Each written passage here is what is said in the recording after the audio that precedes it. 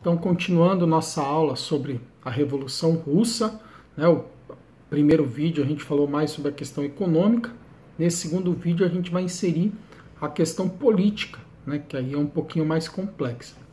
Então, para a gente situar, a Rússia é um país pobre, né, um país endividado, uma monarquia absolutista governada pelo czar, né, e aí neste momento o czar Nicolau II, neto de Alexandre II, que a gente viu lá no vídeo 1. Nicolau, né, vai ser muito ruim, né, o governo dele, né, levando em 1898 a criação, né, do Partido Socialista Russo, né, que tem o nome aí de Partido Operário Social Democrata Russo, 1898. Esse nome não é tão importante, porque o nome que a gente vai ter que gravar é a divisão posterior dele, que a gente vai tratar um pouquinho mais para frente. Da onde surge esse partido? Da insatisfação, né, dos camponeses, principalmente, dos trabalhadores do campo, e posteriormente dos operários das indústrias russas. Lembrando lá a Revolução Industrial, a Rússia estava se desenvolvendo industrialmente, né? Então o movimento operário ganhando força com ideias socialistas. Então a criação do Partido Socialista em 1898. Pulando um pouquinho, 1904, Nicolau II resolve entrar numa guerra contra o Japão, né, pelo domínio da Manchúria. Manchúria é uma região rica da China, que tanto o Japão quanto a Rússia queriam dominar aquela região. Então esquece a China poderosa de hoje. Estamos falando de uma China bem fraca, né, politicamente e economicamente. Então estava sendo disputada por Rússia, esse país imenso, e o Japão, uma ilha pequena. E quem vai vencer essa guerra é o Japão, o que causa ainda mais indignação no povo russo. Imagine o choque de você perder uma guerra para um país muito menor que o seu. Então eu estou numa situação econômica horrível, o nosso czar, ao invés de resolver essa questão econômica, ele coloca a gente numa guerra, guerra despende vidas, mas também despende dinheiro. Então vai empobrecer ainda mais essa Rússia já empobrecida. Então eles são derrotados, vai ter uma onda de protesto pelo país inteiro, e em 1905 vai resultar numa greve, sendo que no governo absolutista a greve, logicamente, é proibida. Mas os trabalhadores mesmo assim vão organizar uma greve, uma grande greve em 1905, que vai culminar numa marcha em direção a São Petersburgo, onde fica o Palácio do Inverno do czar Nicolau II. Então, num domingo, a população marcha em direção ao palácio para mostrar para o czar a sua indignação com o seu governo. A resposta do czar, logicamente, é a mais violenta possível. Ele coloca seu exército para atirar nas pessoas. Fato esse que ficou conhecido como Domingo Sangrento. Então, o Domingo Sangrento é essa resposta absurda do czar contra o protesto da população. Logicamente que isso, ao invés de resolver, vai piorar a situação do czar. Então, nós vamos ter uma onda de protesto gigantesca na Rússia, que vão resultar na criação dos sovietes. Então, esse nome você tem que gravar. Soviético. Lembra que a Revolução Russa vai dar origem à União Soviética. Daí vem os sovietes, que vão se unir para formar a União Soviética.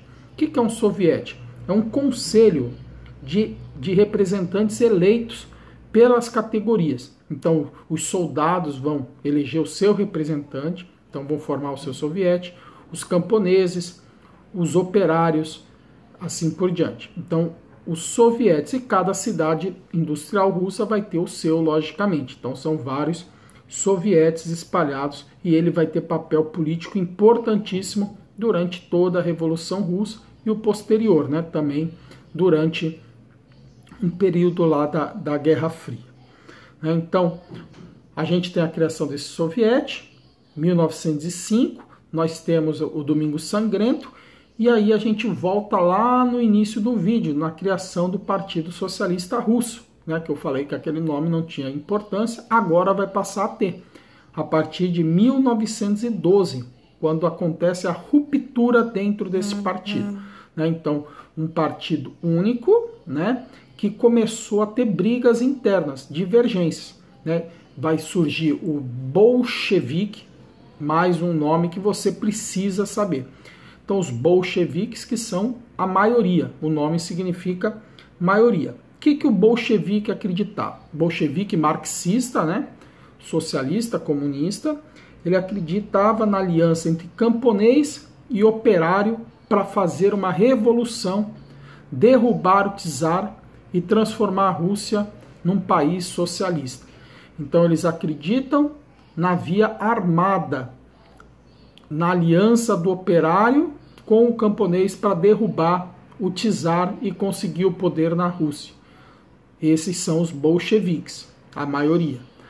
O outro lado, os mencheviques, que significa minoria, né? Então, os mencheviques, o outro lado dessa divisão, de 1912. O que os mencheviques eram? Marxistas igualmente, né? Então, os dois são marxistas, os dois são socialistas. O que eles se diferem é na via, é no modo de proceder. Os mencheviques não acreditam nessa luta armada, eles acreditam numa mudança gradual, uma mudança por etapas. Então, os operários e camponeses se aliarem à burguesia, né? A burguesia, aliada com eles, derrubaria o czar e aí sim, depois, gradualmente se instalaria o socialismo. Então, eu tenho a via armada e a via gradual, que vai dividir bolcheviques e mencheviques, e no próximo vídeo nós veremos a importância disso na Revolução de Fevereiro, feita pelos mencheviques, e na de Outubro, que é a mais famosa, feita pelos bolcheviques. Então estamos em 1912. Passamos mais aí 2 aninhos, 1914. O que o nosso querido Nicolau II resolve fazer? Colocar a Rússia numa nova guerra. Dessa vez, na Primeira Guerra Mundial. Então, um país pobre, um país com revoltas internas, solução, mais uma guerra, que vai acarretar em mais prejuízo e, logicamente, maior pobreza para os russos. Por que Nicolau II entrou na guerra? Qual o objetivo dele?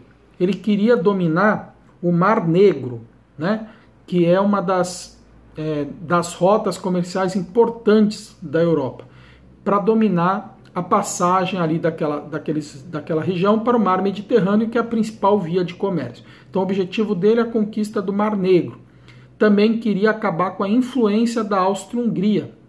Então, ele não tem pretensões lá com a Alemanha, nem na Europa Ocidental. A questão dele é a Europa Oriental. E o seu grande rival, a Áustria-Hungria, principalmente ali nos Balcãs, que nós trabalhamos lá nos vídeos da Primeira Guerra. Então a Rússia tem estes dois objetivos: acabar com a influência da Áustria-Hungria, ou seja, ela liderar os Balcãs, a Grande Sérvia, né? E dominar o Mar Negro para comercialmente se impor na região. Então esses são os dois objetivos, né? Como que se procede a Rússia na guerra? O pior possível, né? O exército russo é despreparado, né? Em todos os aspectos. No aspecto das armas, as armas são extremamente inferiores. Não tem armas para todos os soldados, né? Que além de tudo não são soldados em sua maioria, são camponeses, pessoas que não foram preparadas para a guerra. Então a Rússia vai para a guerra sem estar preparada para ela, enfrentar exércitos profissionais preparados para a guerra. Então isso vai gerar uma onda de protesto gigante entre os próprios militares, né? Entre os próprios soldados que são enviados para a guerra, por causa desse despreparo. Internamente, né, vai haver uma onda de greves novamente, protestos contra a guerra, vai ter uma redução da produção de alimentos, óbvio, né? Quem está na guerra são os soldados que eram, na verdade, camponeses, então as pessoas não estão produzindo comida, não se produz comida, aumenta o preço do alimento e as pessoas não podem comprar, morrem de fome. Então está um ambiente propício aí para as revoltas. Vai ter uma onda de inflação gigante, então o preço dos produtos sobem enormemente, como já falado, e a fome desenfreada que vai levar. Então estamos com toda a situação aí para a Revolução de 1917, que vai tirar a Rússia da guerra e vai mudar aí a história do século XX. Então, no próximo vídeo a gente fala da Revolução de 1917, a gente entra finalmente nela. Qualquer dúvida a gente tira nas nossas aulas. Abraço!